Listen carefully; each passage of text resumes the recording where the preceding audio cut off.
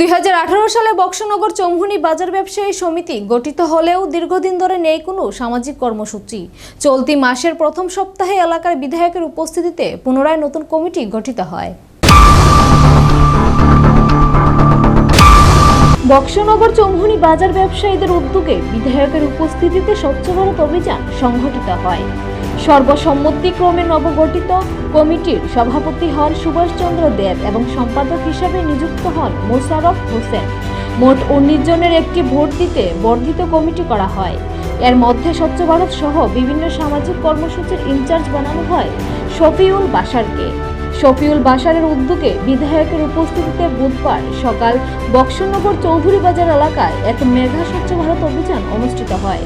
এলাকার স্থানীয় বিধায়ক তোফাজ্জল হোসেন ছাড়াও উপস্থিত ছিলেন বিশিষ্ট সমাজসেবী শ্যামলকান্তি দাস, রানা দেব, নজরুল ইসলাম এবং বক্সনগর ও পশ্চিমুড়া গ্রাম পঞ্চায়েতের প্রধান উপপ্রধানগণ। প্রথমে সকালে চৌমুহনী বাজার কমিটির উদ্যোগে বক্সনগর পেট্রোল পাম্প থেকে নতুন মোটর স্ট্যান্ড এবং উত্তর দিকে বক্সনগর বাজার পর্যন্ত বক্সনগর এলাকার প্রধান সড়কে গাড়ি দিয়ে জল ছিটানো হয়। তারপর সাফাই অভিযানের বিভিন্ন যন্ত্রাংশ যেমন ঝাড়ু, দা, কোদাল, খুন্তি, জঙ্গল পরিষ্কার থেকে শুরু করে সাফাইয়ের সমস্ত কার্যক্রম করা হয়। সঙ্গে ছিল একটি জেসিবি এবং ছোট ক্যান্টার গাড়ি। এই স্বচ্ছ ভারত অভিযান বক্সনগর এলাকায় নবজাগরণের সৃষ্টি করে।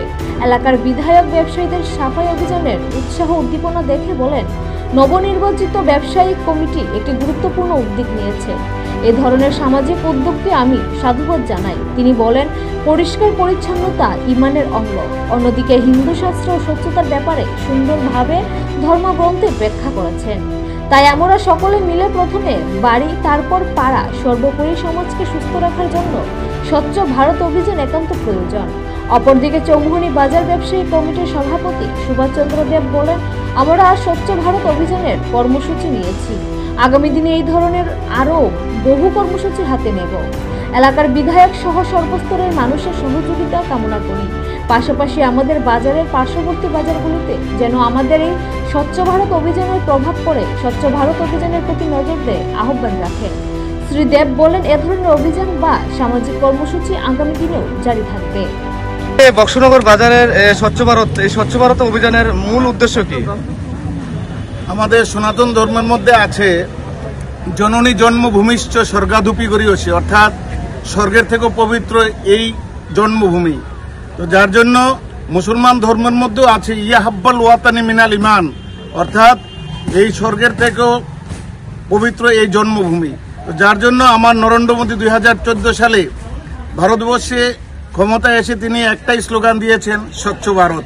তো যার জন্য স্বচ্ছ ভারত যে অভিযান, সেই অভিযানে আমরা প্রত্যেকেই নিজের বাড়িটাকে আগে পরিষ্কার করব, তারপর মহল্লাটাকে পরিষ্কার রাখবো স্বচ্ছতার মধ্য দিয়ে, তারপর আমার এলাকাকে, তারপর আমার বাজার ঘাট সবগুলোকে পরিষ্কার রাখার দায়িত্ব আমাদের ভারতবর্ষের জনগণের। তারই অঙ্গ হিসেবে আজকে আমরা বক্সনগর চৌমুহনীস্থ বাজারে আমরা এই বাজারের ব্যবসায়ীরা সবাই মিলে আজকে আমরা এই বাজারটাকে রাস্তাঘাট আমরা পরিষ্কার করেছি স্বচ্ছ ভারতের মধ্য দিয়ে।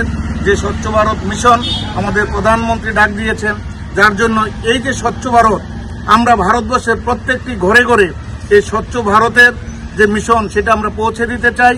প্রত্যেকেই আমরা আগে নিজের ঘরটা পরিষ্কার করব, তারপর আমার বাড়িটা করব, তারপর আমার মহল্লা, তারপর আমার এলাকার বাজার ঘাট, স্কুল, কলেজ সবগুলোকে আমরা স্বচ্ছতার মধ্য দিয়ে পরিষ্কার করব।